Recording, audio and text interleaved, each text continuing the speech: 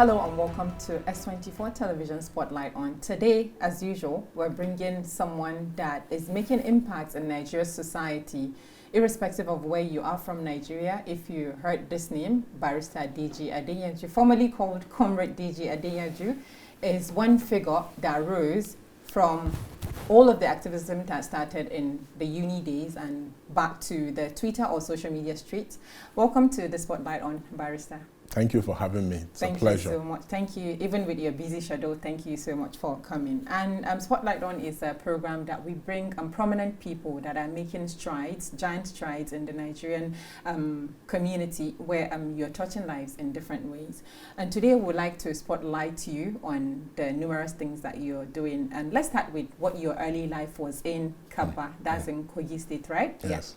So basically, first, let me commend this wonderful studio. The studio is really lovely. I like it. Thank you. And I hope to come more frequently. Thank you. Yeah, so back in the days, you know, we grew up in the village. And my father was a public servant. He worked in the police, retired from the police, and subsequently joined politics. And became very close friend to Shagari. And they late Shagari, and they ran that election and they won. And subsequently, unfortunately, my father was assassinated by political rivalry. He was assassinated at his petrol station, and so we now had to live with his immediate younger brother, Professor Adeyanju, who is now 86. Oh wow! Yes, and he took care of us. And they gave us the best of education. We started, because he became a professor emeritus, and he used to teach at Columbia University in the US, and he now came to ABU, Ahmadu Bello University, as a professor emeritus, and started teaching English at the Department of English in ABU. So we stayed with him, and at very early and tender years, while he goes to the campus to teach, unknown to him, I was mixing with the Aluta boys on the campus, you know, and before you know what, from age 8, 9, I was already a comrade. I was radicalized That's early. Interesting. And I used to follow them to do almost all the protests and almost all the Aluta. Since age 8? Since age 8, 9, thereabout. So we come back from school and we go to meet the big boys. And we interact with them and we hear all kinds of stories. They are going to social school to go and shut down the school. Although we couldn't leave the house, but we contributed ideologically because at very early we had read Karl Marx, Aristotle, Socrates. We could quote all kinds of, you know, writers and we were already ideologically inclined at that very young age. Wow, that's lovely. I'm sure that a lot of people don't know this part of you, and we're bringing it to bear today. Again, thank you for joining us, even with your busy schedule. So we'd like to know, you initially started in mass communication, later read law. Tell us what caused that switch and how each discipline shapes the person that you are today. Because with your background, it seems it's really a long story. So we'll get another time to talk better. But for today, so basically, when you have been in and out of jail for too many times, you stayed in custody, whether it's in the hands of DSS, police, or you're in prison, you have had time to meditate, to do proper appraisal of the country. Because when you stay in these detention facilities, you meet all kinds of people. You meet armed robbers, you meet kidnappers, you meet petty thieves, you meet car snatchers, you meet a husband that got involved in a fight with his wife and the wife was killed. Domestic violent people, you meet rapists, you meet all kinds of people. But the recurring decimal in all of this is long stay due to the lacunas in our justice system. So you find people staying, awaiting trial for 15 years, 17 years, 12 years, 11 years. Minor cases? No, I wouldn't say most of them. Yeah, there are some issues of debt recovery. People should not be in prison for owing money. Those are purely civil transactions. But you know, the Nigerian police remain a willing tool in the hand of almost anybody in the country. So anybody can even frame anybody for any crime, even something that does not have the ingredient of a crime. A petition can be written and it will be turned to a criminal matter. So we see all kinds of issues in custody. And I myself, because I've been paying lawyers for such a long time, and I've been a victim of all manner of injustice in this country. At a point, when we were protesting, they said they wanted to do terrorism in this country. They've charged us for all kinds of crimes, non-existent phantom ones. So, and having interacted with people directly in prison, I felt the need that, I think the reason why people are languishing in jail is because they don't have enough access to justice.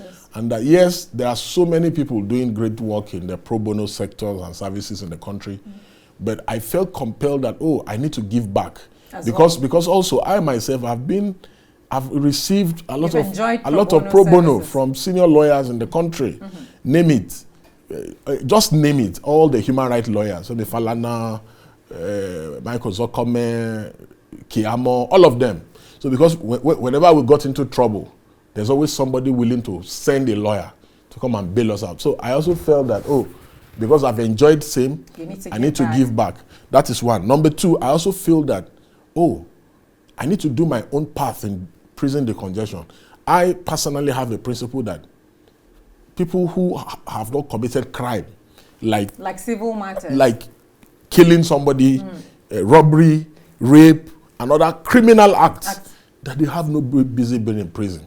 That we should have maybe like community service kind of sentencing, or punishment, or even financial related, that they say fines. Yes, because if by the time you keep dumping first-time offenders who have not committed any criminal act, then you are radicalizing them, because they are mixing up with the real criminals and they are becoming hardened.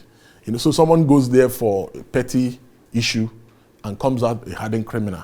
So we are not really reforming citizens.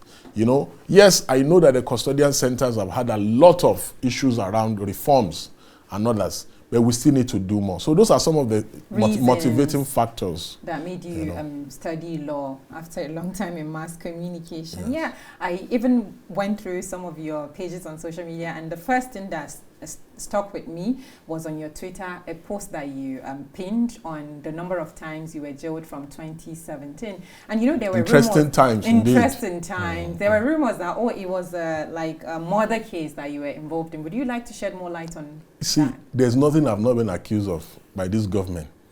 I didn't even have an idea what the issue was. The invitation I got was that I should come to the police station. That some people I had bailed, that they needed them to come back. I went. If I was guilty, will I go to them? Will I take myself to police? I went there. Next thing, they are holding me, they're charging me with some people that I've never met before. It happened again under Buratai. I criticized the government, and that time I was peak of my activism in the first instance. The second instance under Buratai, I was criticizing them. I said they were stealing money meant to fight Boko Haram. And when Boko Haram is about to make or have made an attack, I will say the things that has happened. But at time they went to file a charge that was aiding and abetting terrorists. Just because I said they are stealing the funds meant for Boko Haram, that Buratai and the military command and the GOCs and the divisional people should be investigated. Next thing, they arrested me and said they wanted to charge me for terrorism. So, and all kinds of things. And look at it today. So many other companies have faced similar issues. So Showore was accused of laundering his own money. They arrested him and said he laundered his own money. They said they charged him for treasonable felony. So these things are not new. So, however, what keeps us going is the fact that we have to speak up.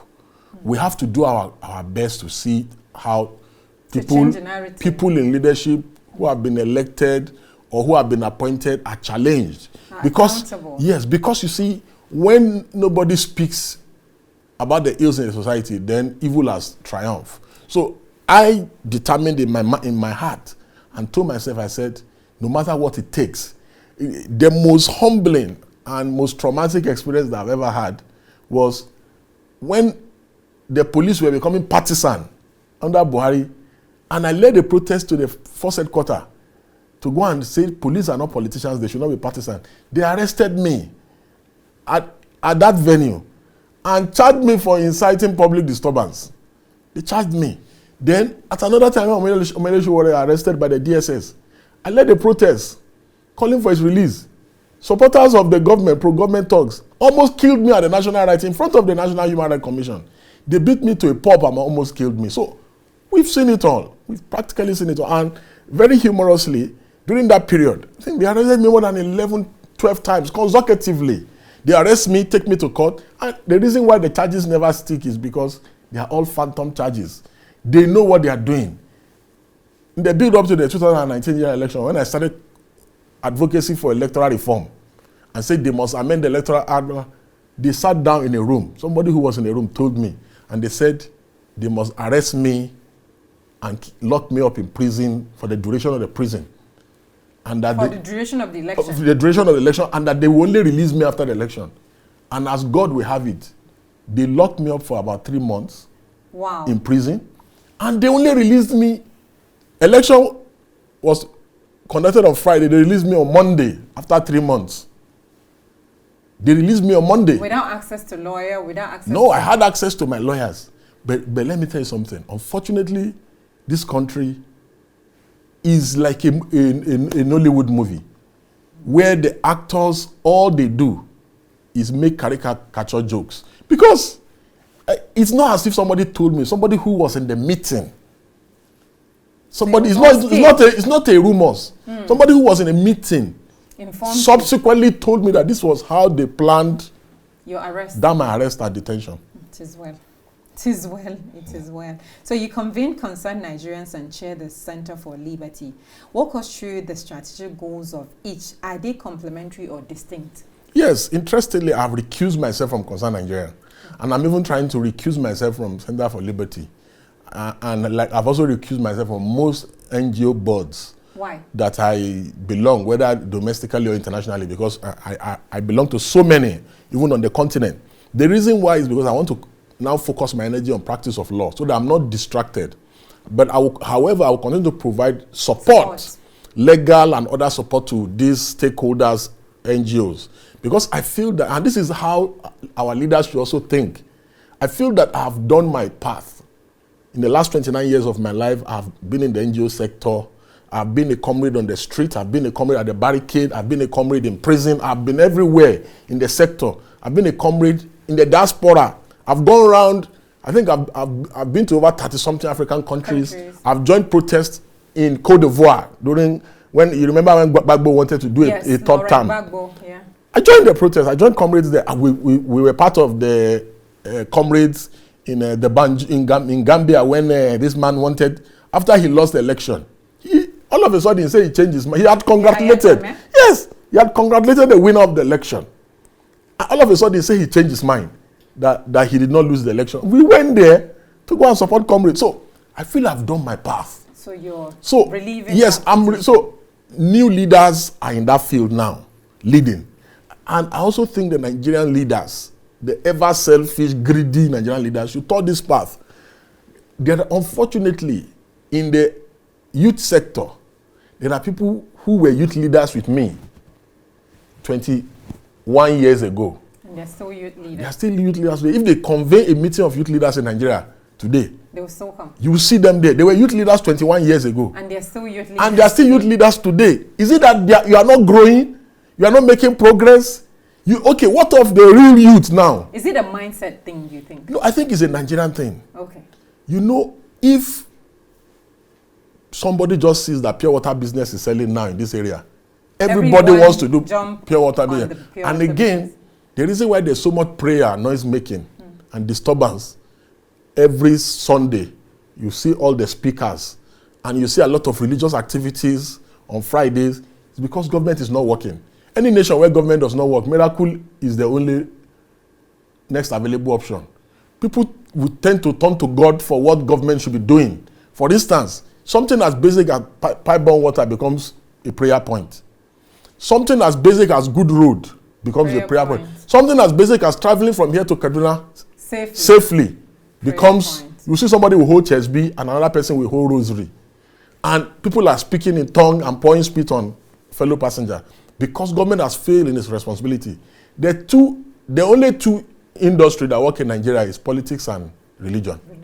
So you see the religious leaders, they drive in convoy and bulletproof, and the politicians do same.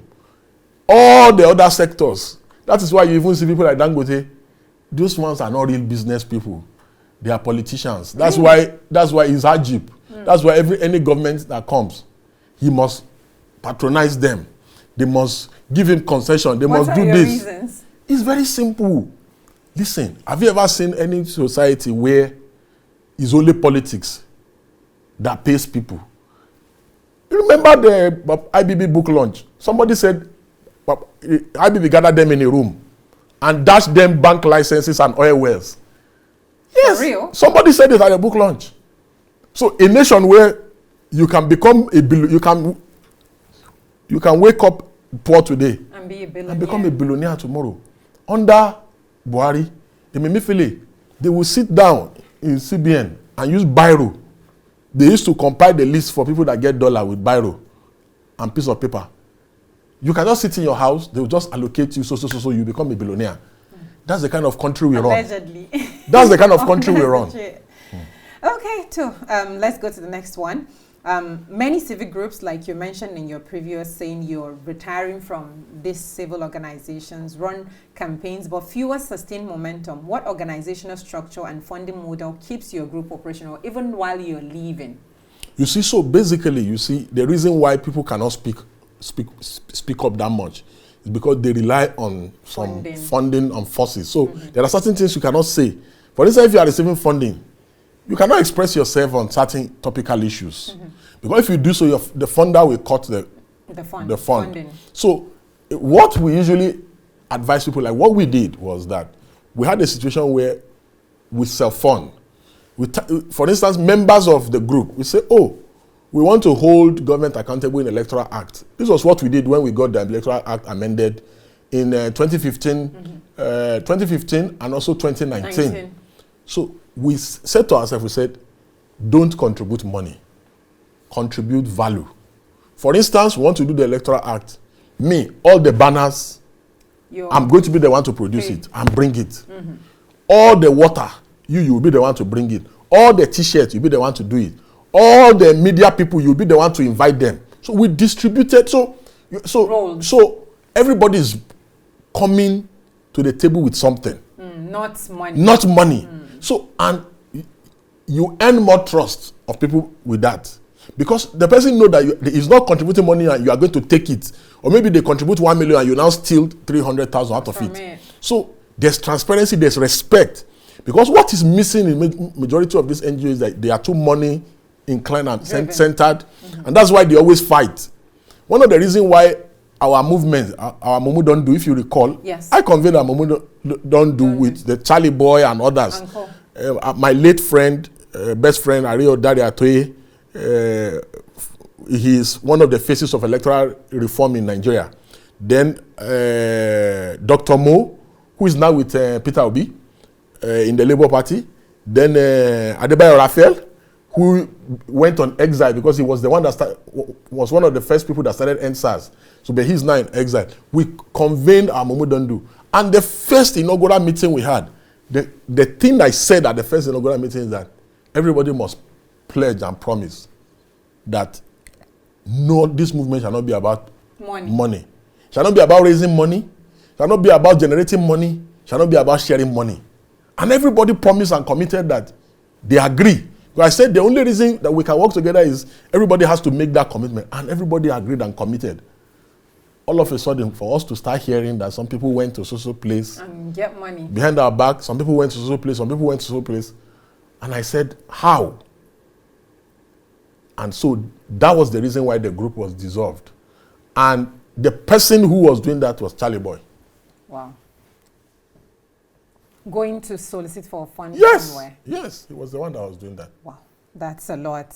So let's move on to you serving as Director of New Media for the PDP. How did that political role inform or complicate your later non-partisan human rights work? Yes, you see, I think it's one of the regrets going into politics was one of the regrets I've ever had in my life. So the reason why I say it's one of the regrets I've ever had in my life was because, we were outside the system shouting for a long time. So some people said, that we are now more or less looking like noisemakers. And these were very respected people in the country that, since we are always saying we are the only saints, we are the only righteous people, let us come and join the politics so that you can make the change. So I now went into the politics in 2011 and with the thinking that, if I join, you'll be able to make some difference. I now went inside and now saw the monsters. I said, these ones are irredeemable monsters. I now told myself, I said, how did I find myself in a room with this kind of characters and people? They will gather to be discussing national topical issues. They'll be talking about girlfriend and boyfriend. Oh, Lord. They'll be talking about irrelevant things. And this is a serious meeting. And those are the kind of people governing Nigeria. And these are not small boys. These are governors. These are important leaders. So I told myself, one day I just sat down and I told myself and advised myself, I said, I think I've made one of the worst decisions of my life.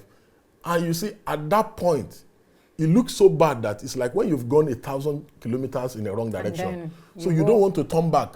So I started convincing myself since 2013 that, I can't turn back. Let me just keep going, hoping that things will change. Or the journey or I will see a good road and I will join the good road and I'll start from kilometer 0. But I kept progressing in error. So subsequently, I had to advise myself that, yes, I must take the humble pie and now walk 1,000 kilometers backward. So I just woke up one day and I said, I'm no longer doing it. I'm going back to my turf of activism where I can sleep with my conscience clear that, what I've done is the right thing. That's a lot. That's a bitter pill to swallow. Indeed. For the years that you took. And you see, that still rubs off negatively because on you. Yes, because no matter how you look at it, say, he once believed in politics, he wanted. But however, the consolation for me is the man by nature is a political animal. That even in our families, we play politics. Of course. Because you have to try and convince your father or your mom or your siblings about something. And all the greatest freedom fighters in the world also became political. Even if Martin Luther King was still around, he might have also been political. Nelson Mandela was. Yeah. Mahatma Gandhi was. The great Ganifa Emi contested for election. Lost. Baba Falana contested for election. So I use that to just console myself. I know I'm telling myself a lie, but just use that to console myself once in a while. They were also in that space. So confrontations with state actors, arrest and legal strategy is one of the things that you've leveraged so well. You've been arrested multiple times while leading protests. Report in 2017 and 2018 shows multiple arrests and consecutive ones. Walk us through one of those arrests that made big impacts on you. What happened? What were you charged with? And how did you respond legally? And what was the system like fighting for you? So, because I've always been arrested alone. And whenever I'm arrested with other people, the first thing I tell the police is that I was the only one. And there are so many instances where I'll be arrested with other people who it was because of me. They came out. So immediately I'm arrested and I'm writing a statement. I'll say they were bypassers, that they were just passers by, and that they were not part of the protest, and police will usually release them. Is that not lie? Just for you, it's an activism strategy. It's a comrade strategy that we always use, and it works.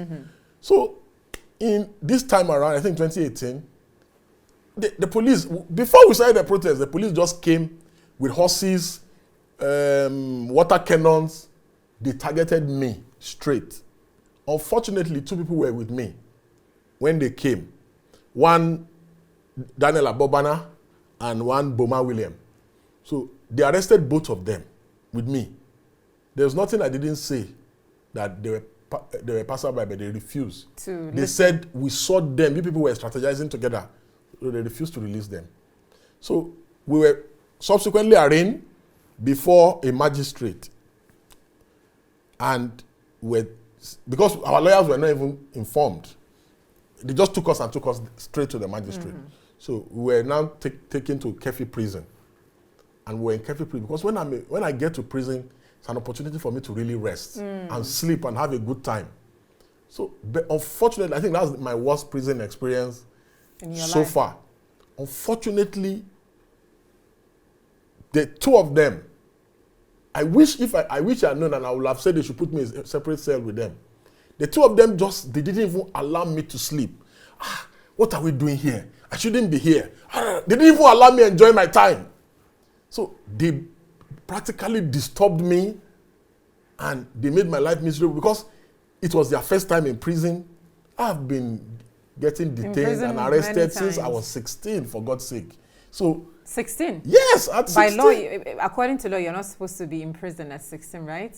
According to Nigeria's constitution. People were arrested, 12 years, 11 years, were arrested during the End Bad Governance protest. That's right. And they were starved for 60-something days. And they were starved. Wow. So this is Nigeria. You say law. Let's talk about Nigeria. So they made my life miserable. I think for me, that was one of the turning points where I now had to do some reappraisals to, yes, we are doing it. We are doing it because we are passionate about it. I started doing a lot of reappraisal in strategy to say, how do I prevent a reoccurrence when people who do not have the resolve we have will not become victims? Because I know for a fact that one of them, his blood pressure spiked, at that point and all that. So I don't want to be held responsible for. If anything happens to me, I can live with that. But for them, I can't live with that. So I told myself, I'm like, gosh, I should have found a way not to bring these people here. Yeah. So those are the only regrets that we have. So, and in terms of looking forward, for me, I believe that the irreducible minimum in a democracy is that we must allow divergence of views. We must allow criticism. We must allow dissent, whether they are comfortable, palatable or not. That because every country is like a temple, and the citizens who are in it are the worshippers in the temple. We must accept everybody's faith, everybody's religion, everybody's belief and mode of practice. Because someone will see A and another person sees Z. So we must accommodate, as leaders, as stakeholders, whether you are in the media space, whatever, we must accommodate divergence of views. That I don't agree with the establishment and I feel that I want to protest. I think my right should be protected for protesting. And that another person, and you see, the only time we notice in this country that there is security is when there is a call for protest. But when it is time to chase armed robbers and bandits, we don't see the security. But we see the security, massive deployment of security. Well, if there's a call for protest today, that's when you know that Nigeria is really Federal Republic of Nigeria. So as a lawyer, I know that you must have seen gaps in how the legal system protects protest rights in Nigeria. What reforms would you prioritize to protect activists like yourself? Yeah, so basically, I think it starts with training of police officers at the police colleges. You see, they need to be made to know that they are the #1 protectors of human rights, especially as regards to freedom of assembly. You see, the freedom of assembly is an inalienable right that even they themselves should enjoy. So it shouldn't just be about, every time we hear these people want to protest, these people are our enemies. Because look at it, we protested just recently for increase in police officers' salary and welfare. At the first headquarters, that was where we protested. And we saw the look on the officers. They were so happy with us, although they couldn't hail us. But they were hailing us with their smile on their faces. So, and that because you are in government today does not mean you will not be out of government tomorrow. Look at all the people that were in power with Buhari. Today, Malami is crying now that, they've imported thugs from Into Kebi, that they attacked him. El-Rufai is crying today. El-Rufai, who was jailing protesters, he jailed critics. One of his major critics and that of Buhari, that the other disappeared in Kaduna. Till today, he cannot be found. El-Rufai is the one claiming to be a victim today. El-Rufai wanted to hold meeting of ADC. They attacked the venue. So this is why people in power and in government need to realize that there's more to power. Power for power's sake is useless. Power is transient. Yes, if it is not used to defend the vulnerable in the society, the weak, women, youths, children, these are the people that power is meant to protect.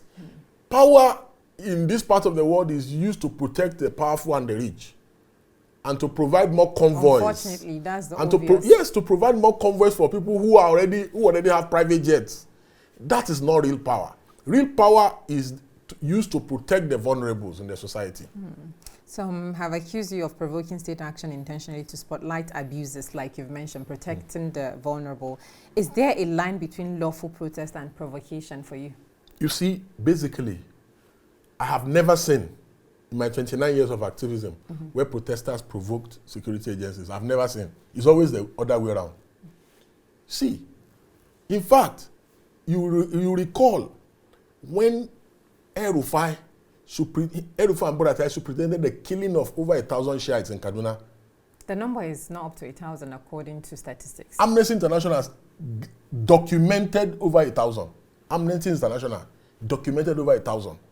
When they were accused of killing Shiites in Kaduna, the Shiites made several efforts to reroute their procession. They made several efforts, but the army blocked them. The army blocked them and cornered them to Gelesu in Zaria. Subsequently killed them. Because even during time of war, the Geneva Convention forbids that you use maximum force.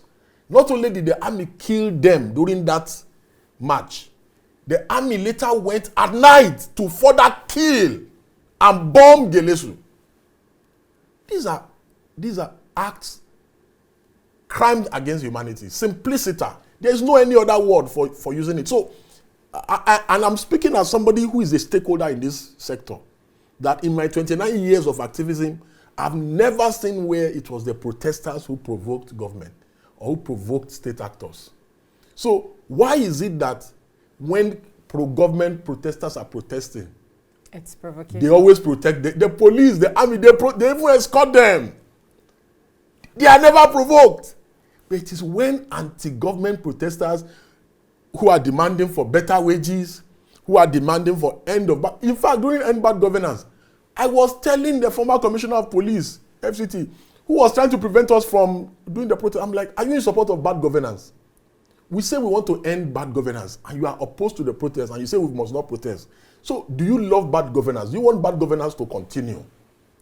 So, they went and brought counter-protesters. And the question we ask the counter-protesters is, you people are protesting for bad governance to continue. Because I do understand, how can Nigerians come out and say they want to end bad governance? And then other Nigerians are hired to say bad governance should continue. So you can see that there's a parody of some sort. It's an irony indeed, that as a nation, the government and the system is already programmed, is rigged to antagonize freedom of assembly and protest. So there is a line between provocation and actual protest. Yes, I've made the distinction very clear that the people that provoke, conduct the provocation are the state actors. They are the ones. The case in reference between the Shiite and the Nigerian army, all the atrocities committed, even Amnesty International they went further to get satellite imagery of how the massacre was done after the event, during the procession, and in the night when the army came back to look for people and kill people.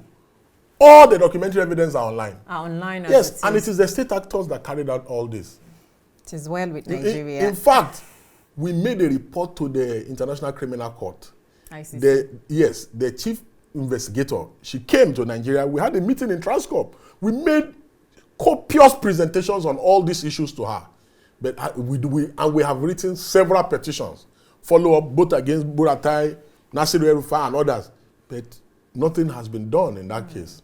Do you think there was any state actor that intervened to not... Yes, I think President Buhari did intervene, in my view. Late President Buhari, yes. Okay, now to social media as a battlefield.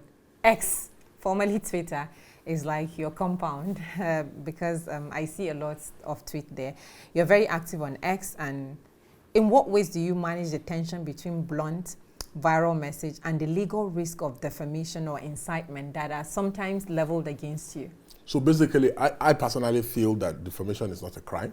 I've said it, although many people they get so angry. Why do you gnashing of teeth? It's my view, it's my opinion. Okay. Because I feel it's a civil wrong. You know, the court severally have said abuse, vulgar abuse, is not defamation.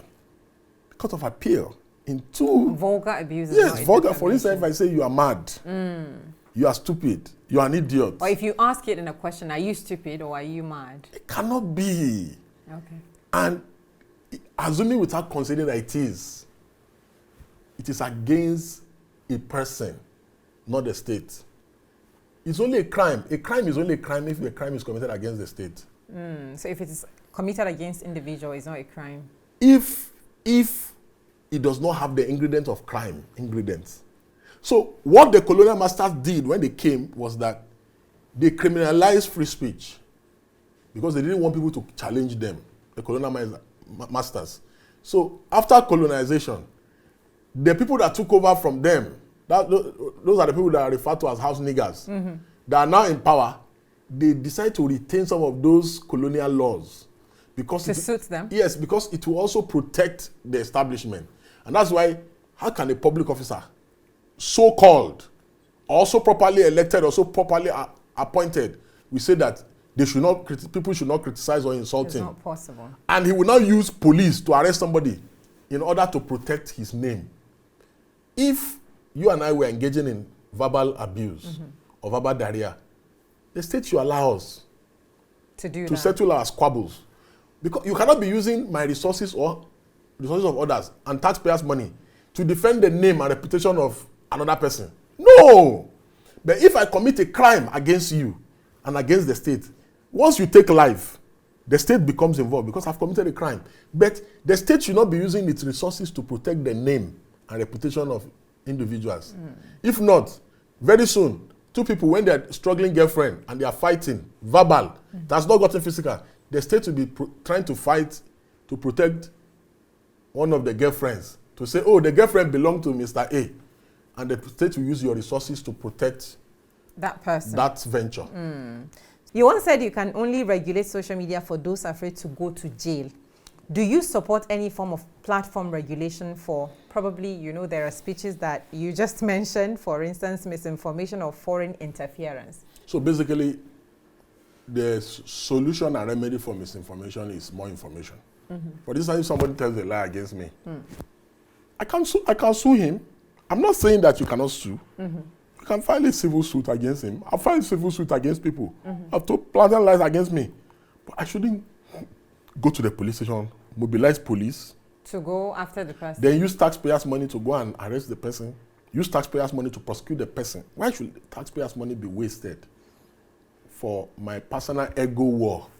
So I don't think. Additionally, I also feel that, yes, you have to measure whether, and in terms of regulation, you can debunk fake news.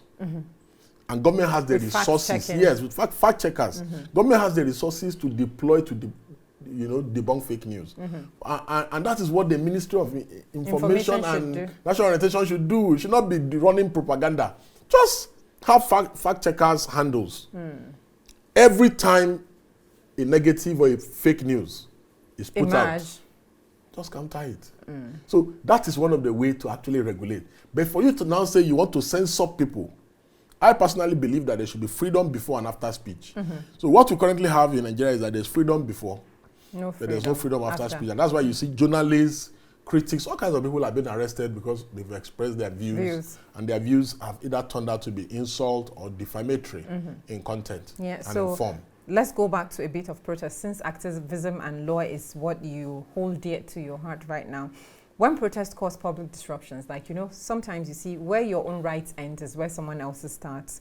Would you say, how would you evaluate whether the tactics when you protest and it affects other people help or harm citizens who are already struggling? For instance, most of Nigerians, because we've got over 100 million people multidimensionally poor. So you're protesting and that blocks the way for them to go look for their daily bread because they go every day out to go and sort for their daily bread.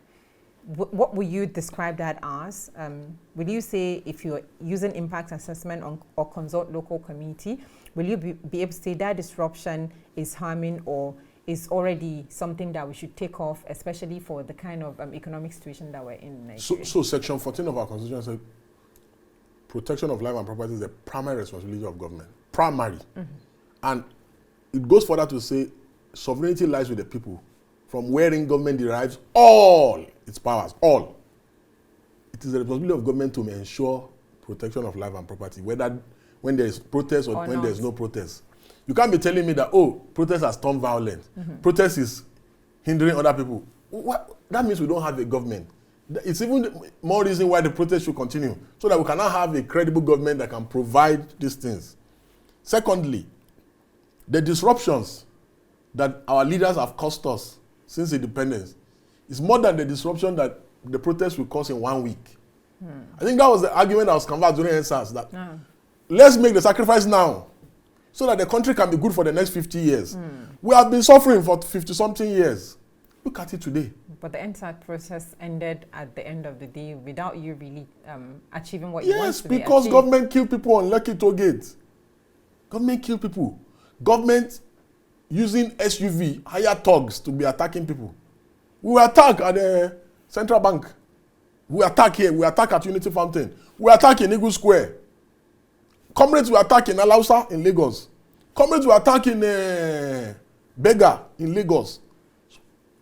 This idea of killing protesters by state and non-state actors is the reason why protests are violent. They are the ones that cause the violence in protests. So what reforms do you see as most urgent for Nigeria's democracy in the next 5 years? We need to make corruption a capital offense.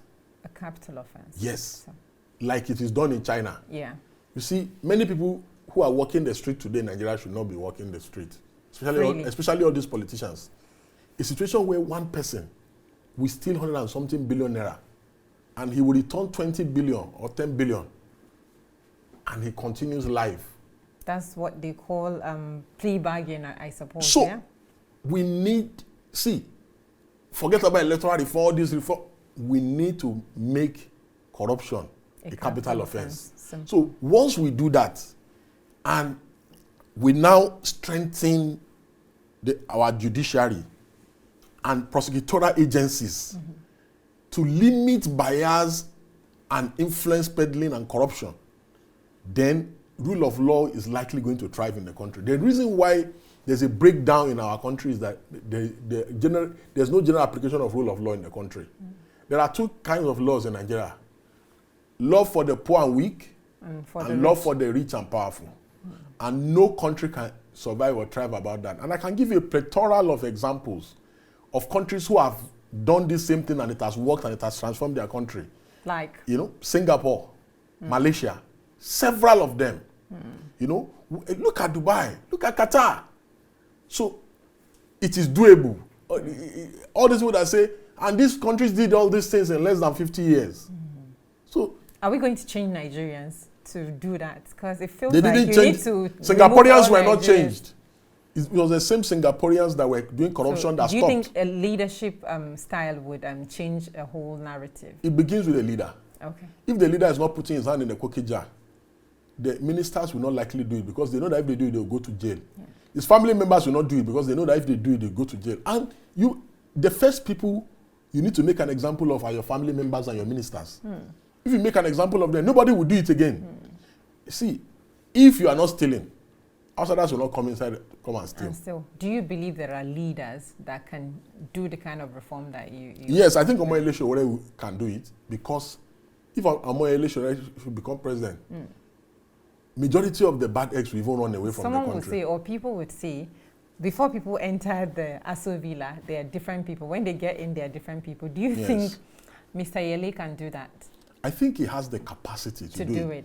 Whether he would do it when he gets there is another thing. But the capacity, if it is the capacity to do it, he does have the capacity to do it. And believe me, until there's consequences for bad behavior will continue. If you were to run for office, under what conditions would you consider it? I won't even run. So I won't consider it. Okay. If you could deliver one message, one powerful message to young Nigerians watching this program in 30 seconds, what would it be? The country belongs to you.